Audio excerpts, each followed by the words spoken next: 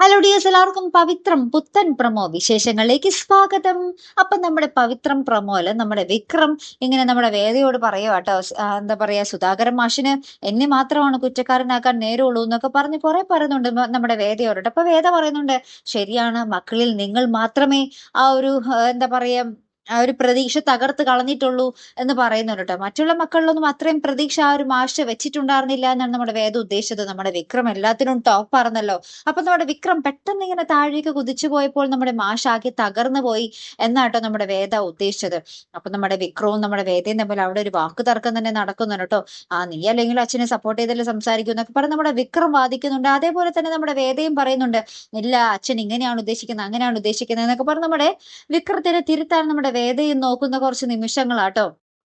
അതിനുശേഷം ഉണ്ടല്ലോ, നമ്മുടെ നന്ദിനിയേടത്തി വെള്ളം കോരാൻ മടിയായിട്ട് നന്ദിനിയേടത്തി വീണ പോലെ കിടന്ന് അവിടുന്ന് അഭിനയിക്കുന്നുണ്ട്. അപ്പൊ നമ്മുടെ നന്ദിനിയേടത്തിയുടെ ഭർത്താവ് വന്നിട്ട് നമ്മുടെ നന്ദിനിയേടത്തിയെ പൊക്കിയെടുക്കുന്നുണ്ട്. ശേഷം വെള്ളം കോരാൻ ആരുമില്ല. അപ്പൊ നമ്മുടെ വിക്രം തന്നെ വേഗം വരുന്നുണ്ട്. വിക്രം വന്നിട്ട് പറയുന്നുണ്ട്, ഞാൻ എത്ര വേണമെങ്കിലും കോരിക്കോളാം എന്നൊക്കെ പറയുന്നുണ്ട്.